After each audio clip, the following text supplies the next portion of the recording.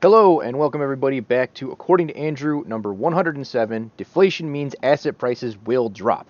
So I've been seeing a lot of people that are kind of talking out of both sides of their mouth, and it's been driving me nuts. On the one hand, they're making claims that we're going to have inflation and tighter because of tighter money and stuff like that, while still seeing like deflationary things. So you're going to see these falling asset prices and all this stuff, but still we're going to see inflation. Now there is a certain situation where that plays out. We'll talk about that, but that's not what they're talking about. They're talking about both monetary phenomenon when they're discussing this, because otherwise they would bring up supply chain stuff. And hilariously, Biden and all them were kind of right with the whole like they're like, oh, it's transitory inflation and stuff like that, and they were correct on that. They should have held that line, but they've changed that talking point at this point, and we'll talk about why that is. But basically they just described deflation. So which one is it? Basically, it seems like a lot of these people are hedging their bets so that they can take credit for whichever scenario plays out. There is one scenario where both these play out, and that's basically because we just destroyed our supply lines. Guess what? There's a massive lack of supply, and when there's a lack of supply and the demand hasn't changed or maybe increased due to people having more free time because everyone was locked down and stuff like that, you're going to have prices increase and stuff like that. But that's not a monetary phenomenon. And inflation is generally seen in the Milton Friedman definition, where it is always and everywhere a monetary phenomenon. So if that is the definition that you are going to be using, then this is not inflation. If people are curious about monetary people that I trust, that I think give a good perspective on what's actually happening and have a good sound understanding of economics. Uneducated economist has been hitting this hard about how the supply line stuff works, and he works in an industry that it's very apparent how that works. I used to work in a factory kind of setting, and he's on the retail side. I've worked on like the supplier side in a sense. So I kind of take for granted that maybe people haven't been in these settings and don't understand how logistics and all that stuff work, because it is a very complex system. It takes a lot of time to get stuff set up, getting the just-in-time deliveries and stuff like that. It's a lot of management and tinkering and stuff like that, and to just pull the rug out from everyone with these shutdowns and stuff like that, it was going to be a huge thing. Now, a lot of this stuff is taking a lot longer to play out than I had expected, and I think that's something that everyone is, and we're going to be looking at a lot of the charts from the Great Financial Collapse, just to give people a perspective of how long this stuff takes to play out, because a lot of people are like kind of chomping at the bit, like, oh, Bitcoin's going to go back up, or all these stocks are going to go back up any second now, and it takes a long time to play out, and the bottom really hasn't fallen out of the thing yet. And on top of that, I got a really scary graph to show you that I highly underestimated how bad it was. Like, I've been talking about this stuff and thinking about this stuff for a while. It is so much worse than I could have ever imagined. So, we're going to go into a deflationary scenario where we have a deleveraging of the economy. Other people that I trust. So we got uneducated economists, George Gammon, Fox Day, Steve Keen, Ray Dalio, and Richard Werner. I think are all people that kind of understand the macroeconomic side. The main thing that people don't talk about is the debt. If you're hearing someone and they don't talk about the debt or how the monetary system creates money, which is literally just through a decree, when you go and take out a loan and you get a loan from someone, the bank is creating money. They're like, you promise to pay this back, we will create the principal amount, and then you have to pay us the interest, and the interest is money that's circulating through the economy. So one mistake I had made in the past was thinking that the interest was deleted out of the system when it's paid to the bank, but the interest is the banker's salary, and therefore that money isn't deleted. Now, I still have an issue with compounding interest, because eventually it'll churn up and catch up to the productive output of the company, or not company, but like the economy, and tank the whole thing. So that's an issue, but you could just do simple interest, and that would probably solve that problem. So those are the people that I trust on the aspects of economics, and who really kind of knows their stuff. The scenario that we're describing is in deflation, because credit, which is money, is destroyed when defaults and when defaults happen and deleveraging in the economy. So basically what happens is you have Sri Lanka is a macro scale example of this. In Sri Lanka, they defaulted on their debt. Well, that means all that principal that was supposed to go to pay that all got wiped out. And this creates issues because of a thing that I actually was just thinking about the other day. Where are we here? Where I was wondering why banks refused to lend during the Great Financial Collapse, because it was kind of weird. So there's two kinds of there's asset contractions and there's other kind of contractions. And just so we have, let me flip this on here real quick. So here's what we're kind of dealing with nowadays. If you guys watch George Gammon's stuff, George Gammon also has another YouTube channel called Rebel Capitalist. So those are two by him. So check both those out on YouTube.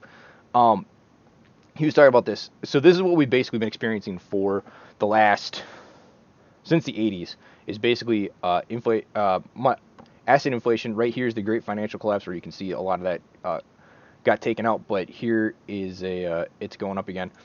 The other one is we got monetary inflation, so we see the money supply, and everyone's like, oh my gosh, look at that, that's absolutely parabolic, we're going to have an issue. But here's the thing, this is the M2 money supply, and the real one that matters is the M3 money supply, which we will get to. And then consumer price inflation, we're seeing this, but again, this is because supply bottlenecks and all that stuff.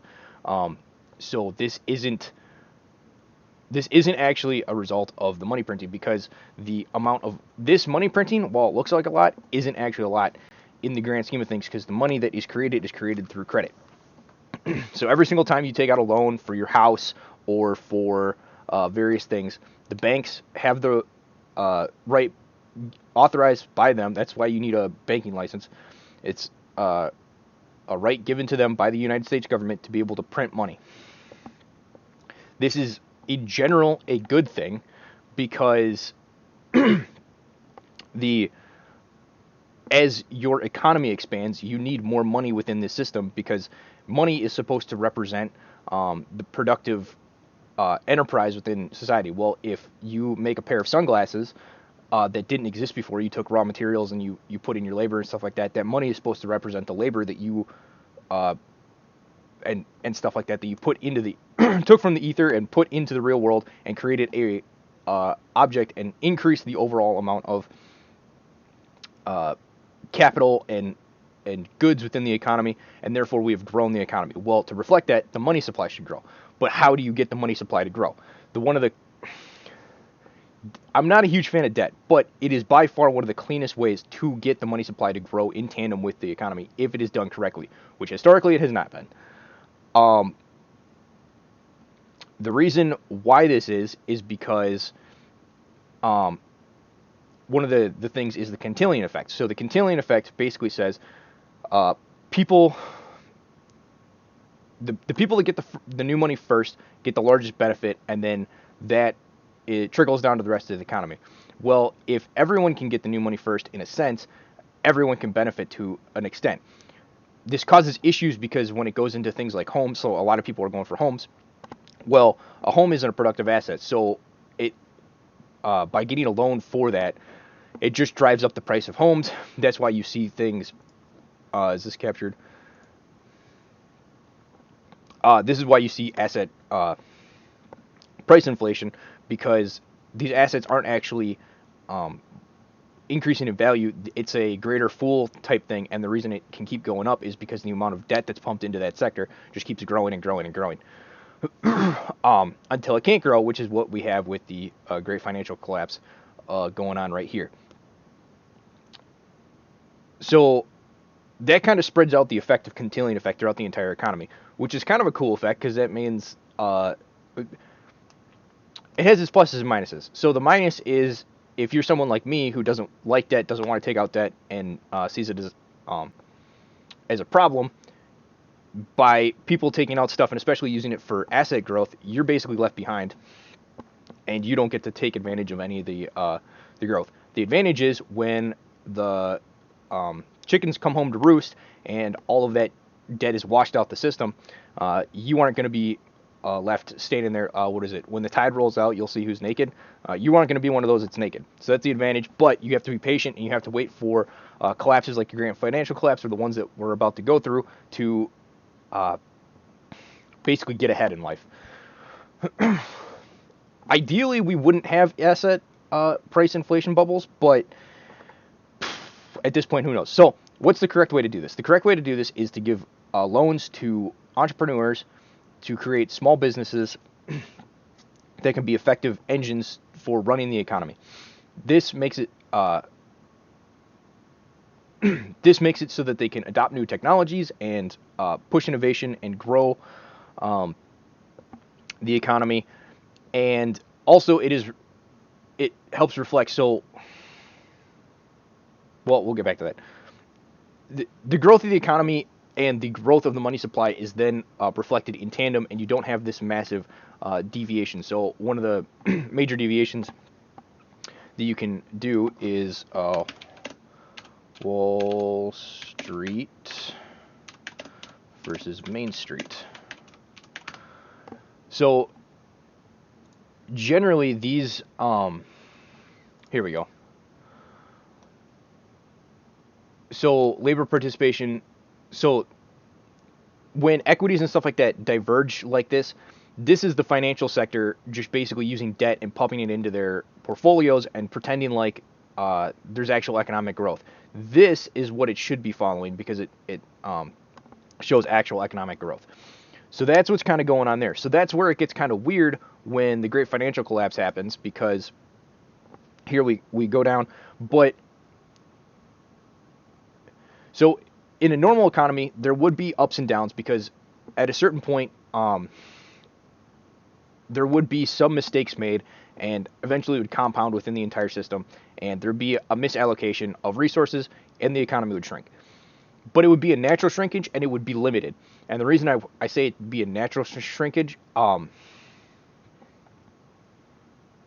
maybe Irving Fisher's deflation spiral would happen in that scenario, but I'm not 100% sure because it,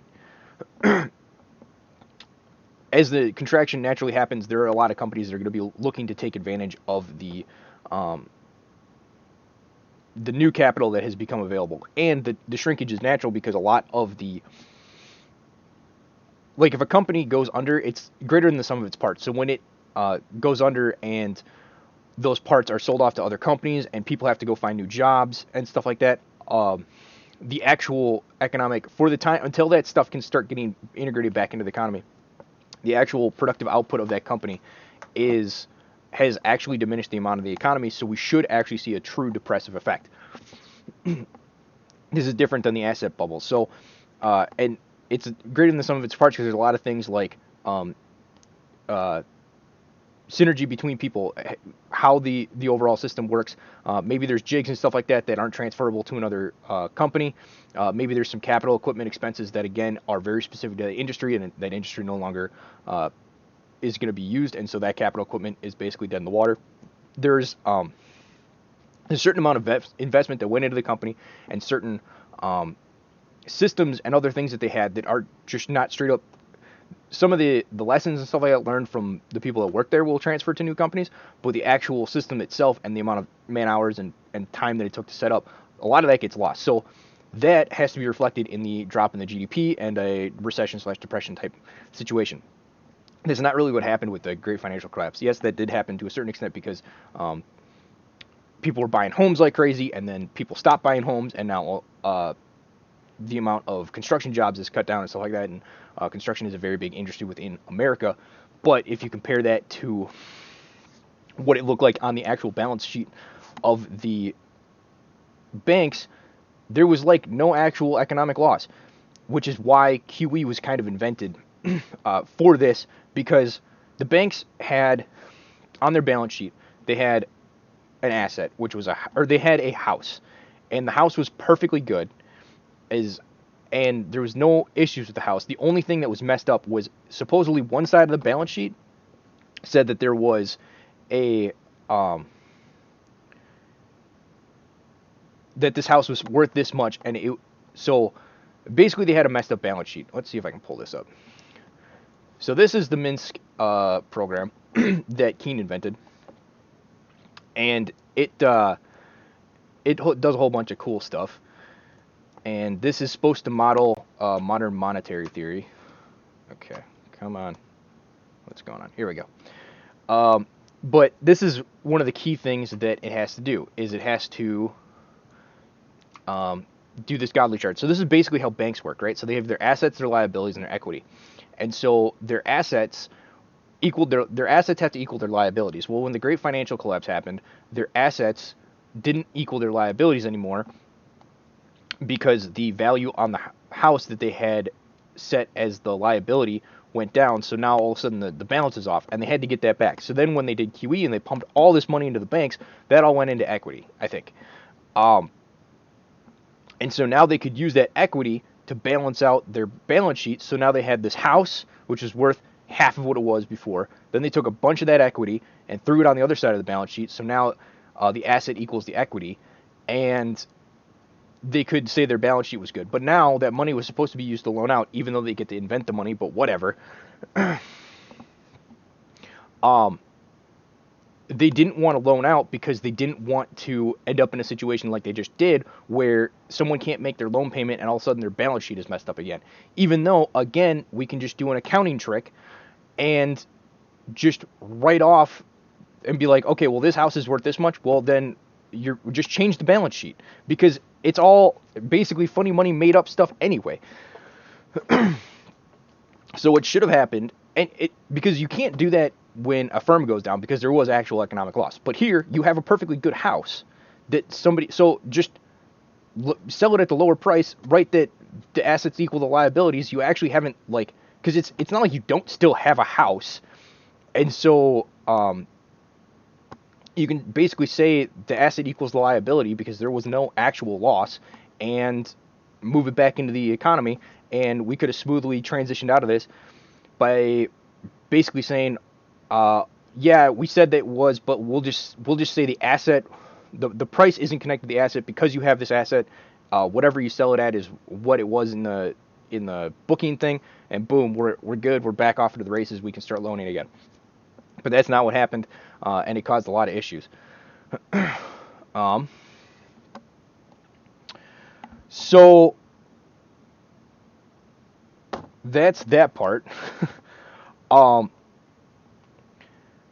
And yeah, so basically, as this deleveraging happens, we're going to have prices go down. So let's look at the S&P 500 and some of the other things. So the big thing is people are saying the gold is going to surge and stuff like that. But in reality, it didn't really surge that much. So if we look at gold, it in 2008, so the collapse started happening in 2006, but then the great financial collapse happened in 2008.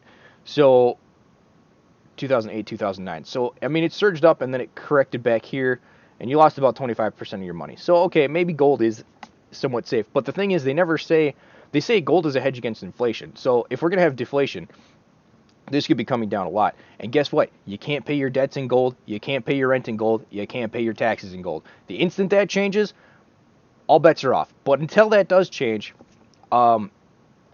people are telling people to put their money in things because they're telling them both inflation and deflation at the same time. They're like, you need to move your money out of whatever you have it in right now, but also you need to still put it in some kind of asset, even though all of the assets are going to implode, in my opinion, because we're going to have both inflation and deflation at the same time. We have goods and services have inflated only because we stopped offering them. So let's go look at the Nasdaq. So this is the dot-com boom, and interestingly enough, it took like 10 years to get back to that. So this dot-com boom is actually very reminiscent of what happened in Japan, where basically it didn't recover for like 10 years and still hasn't technically recovered. But this is the 2008, and so here again, 2006 is when things started to look shaky. 2007. Stuff was looking bad. 2008 is when the actual collapse happened. And so we're in 2008 right here. And it takes all the way until it bottoms out So here's like a first bottom in November, and then a second bottom in February of 2009, and then it starts taking off, and it doesn't get back to this level until 2011. And even then, you kind of have a short-term peak here in 2010 and comes back down. So, you know, I think we have more downside, and we have some time before some of this stuff is going to play out. Here again, 2007, 2008, collapse, 2009. We're not recovering until, you know, the third month of 2009. So, you know, we're looking at potentially 2020. Some people are thinking 2023 or whatever. I think we have a lot more downside in 2004. Because the big thing is they pulled out all the stops, and there's a lot of other stuff that's going on. We're potentially going to be facing a sovereign debt crisis as shown by Sri Lanka going on, and we're facing a worldwide credit crisis that is spurred on by a lot of things. One of them being the euro dollar, which I haven't touched on yet. We'll touch on that in a second. So, collapsing house prices. So it peaked in 2007, in quarter one of 2007, and it took until 2009 was the low. It kind of flatlined here for a couple more years, 2011, 2012. So, you know, this stuff takes a while to play out. This was the first thing to peak and was one of the catalysts to the financial collapse here. I don't think that'll be the case this time. And this is basically what happened. So you have private debt, and this is the amount of private debt that's being created, and then it goes negative because people were paying off their debt. When you pay off debt, you shrink the money supply, which is what causes the death spiral. I should talk about Fisher's death spiral. I've talked about it previously, but basically, you have a debt deflation death spiral that happens because as defaults happen and as people pay off their debts, the burden to pay off the debt gets higher. So in an inflationary, people tell you to take out loans in an inflationary period because the idea is the inflation eats away the loan. So if you have an inflation of 10% and the loan is a 3% or a 5% loan, basically you are getting paid 5% on that loan because inflation is eating away the money faster, the value of the money faster than you're paying back the loan. So that's the advantage doing it that way. But if that ever reverses on you, you have the opposite issue where every dollar that you pay back is worth more and more money. And this is basically what happens whenever you have a financial collapse, is the amount owed can't ever pay off the amount that's in the system. And there's actually a good video by Ray Dalio that discussed this. Let's pull this up here.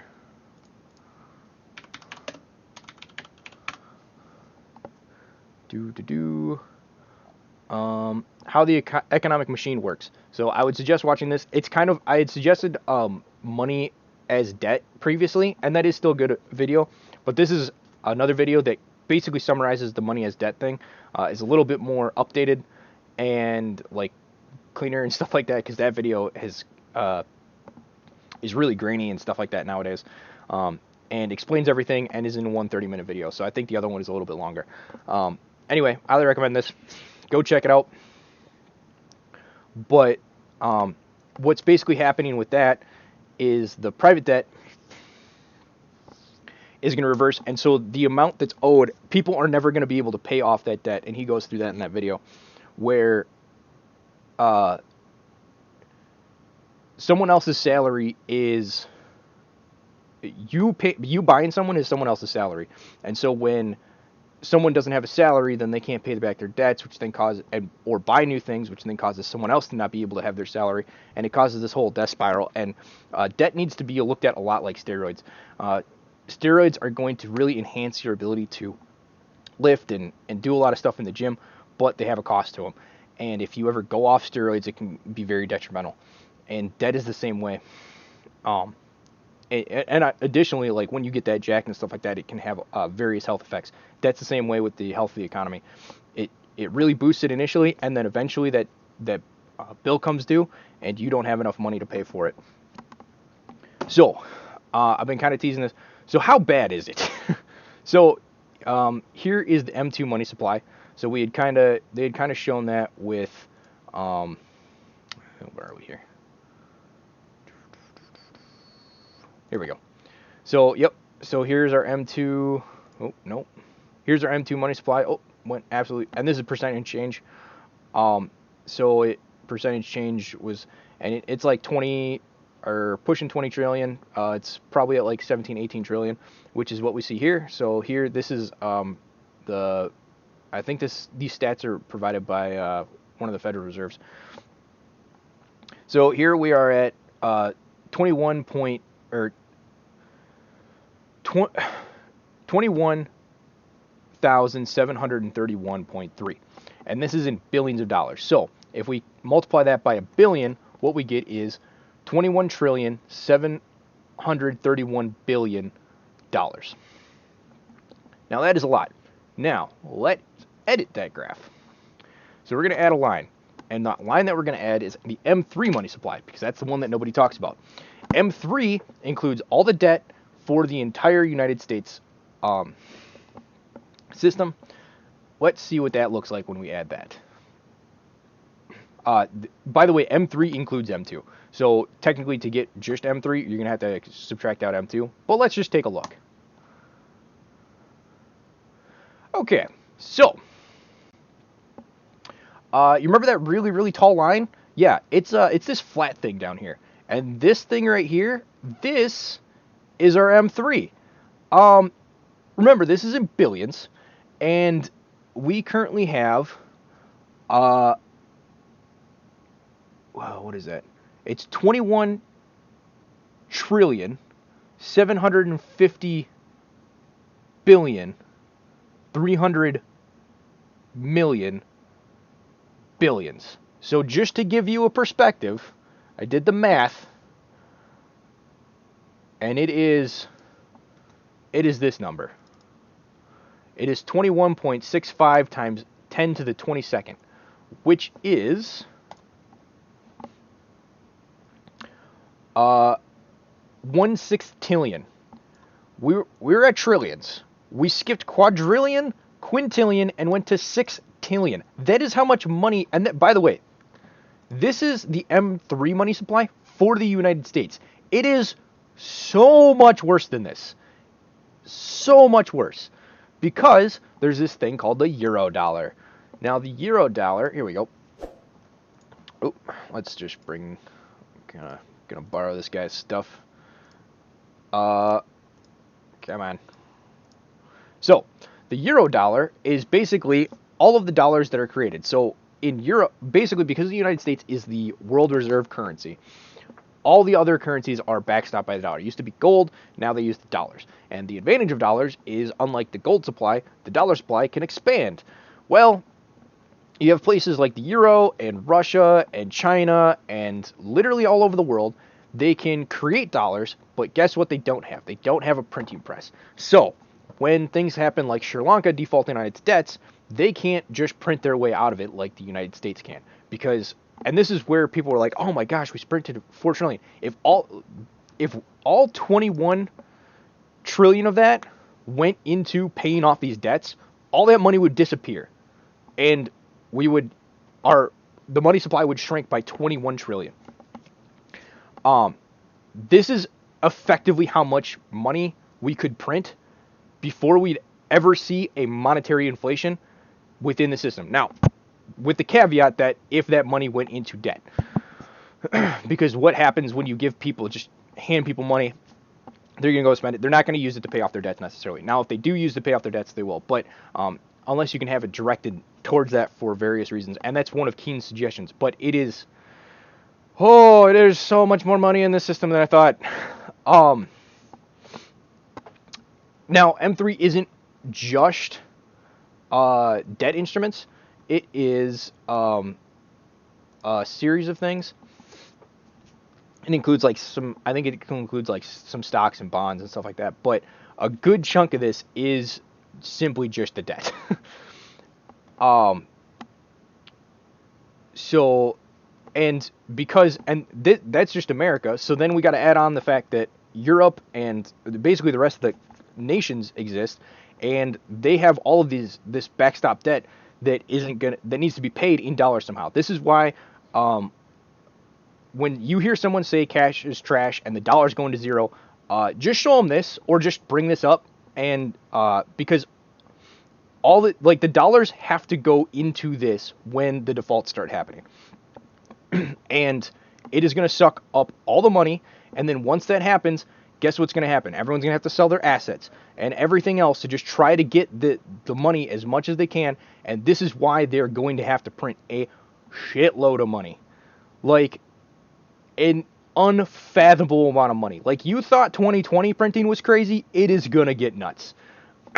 Now, ideally, they would do targeted printing, where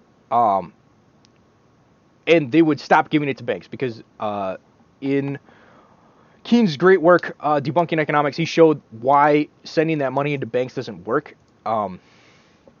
And what you actually need to do is you need to give it to the people that are over-leveraged and the firms that are over-leveraged, so that they can get that off their balance sheet, and then banks can start lending to them again, and then start the overall process again. And then hopefully stop doing this, where you just create asset bubbles out of the debt that you're printing and get in towards productive assets, so that you can start building a manufacturing base again, because that is the foundation of all economic success. So let's see if he's got a chart on that. I'm not sure.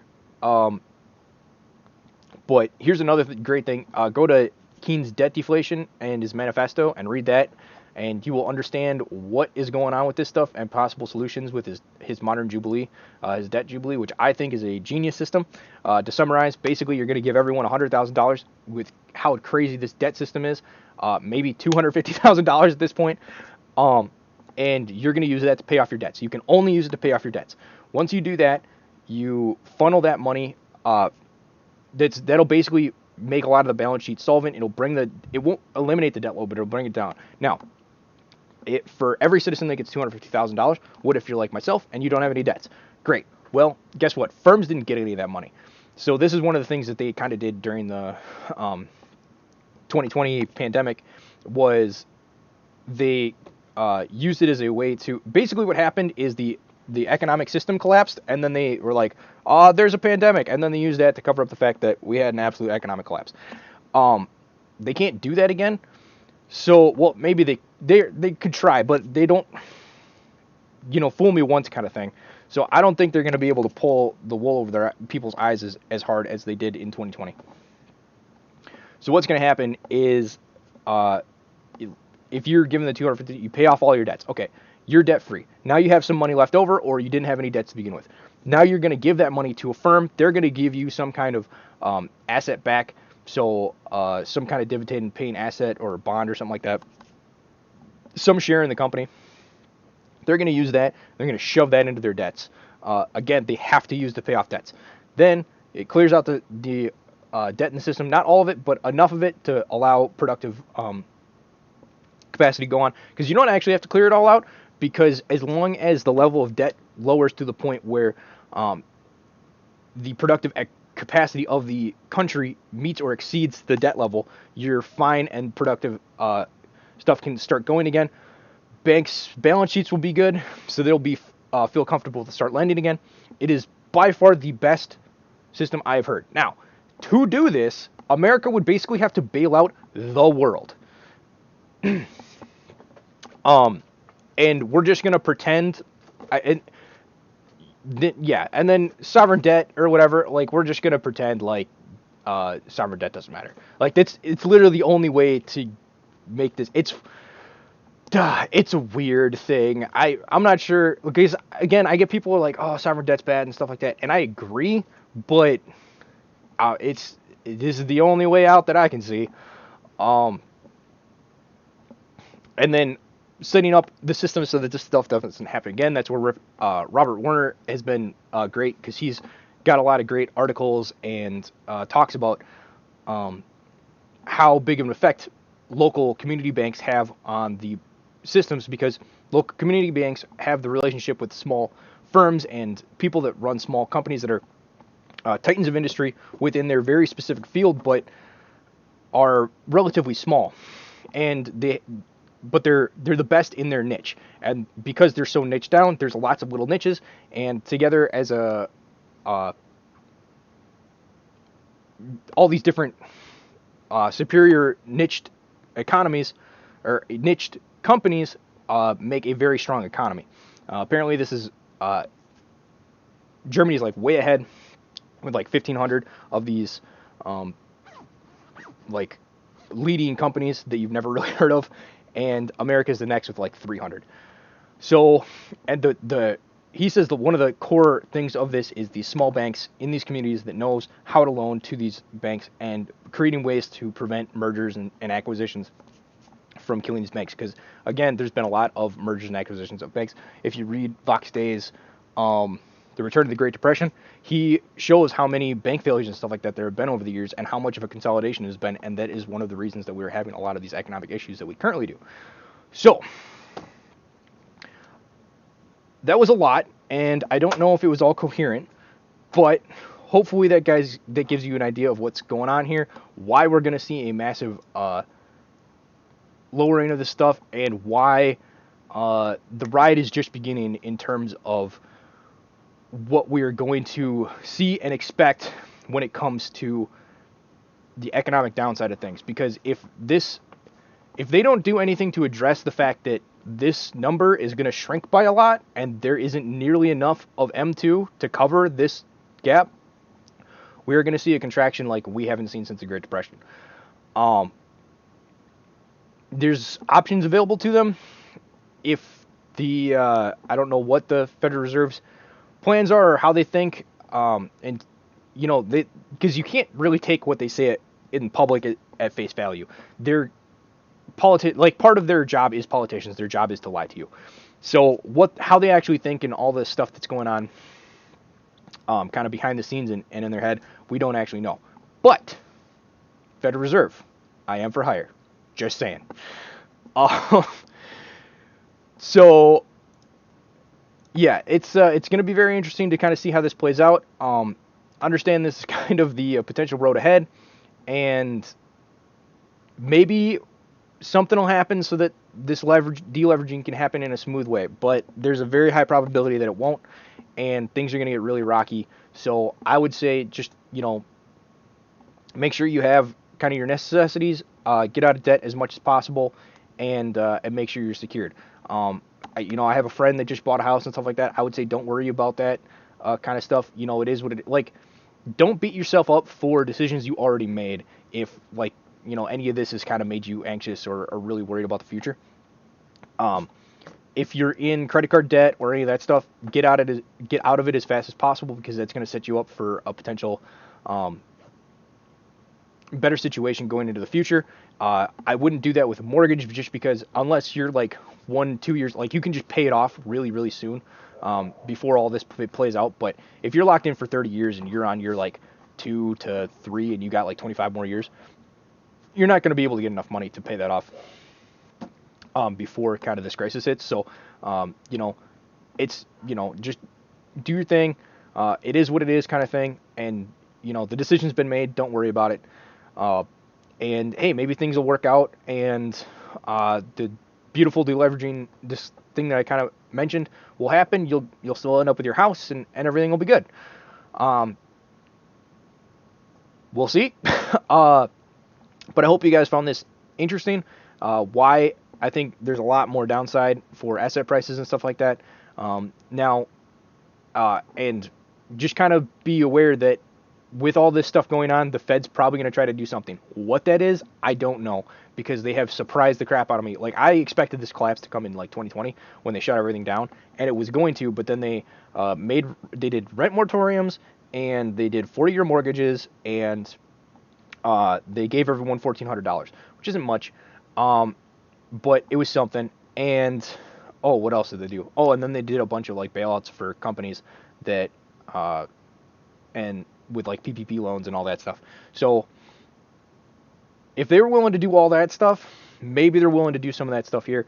The big question mark is the United States willing to backstop all the other nations that are going to start failing, like Sri Lanka just failed.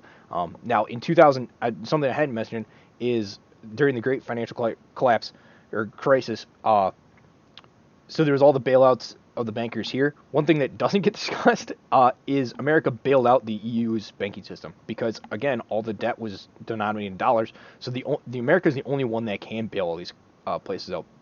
So, and then you have the petrodollar, which ties in and potentially messes a whole bunch of other stuff up. I don't know. That's just another layer, and I don't know exactly how that plays out or how that factors in at all.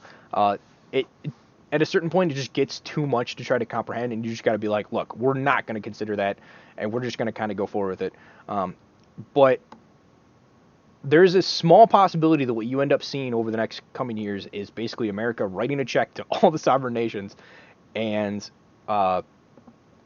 writing off all their debt and then moving forward from there. And what that will probably do is that will end the United States reserve currency status, but it will.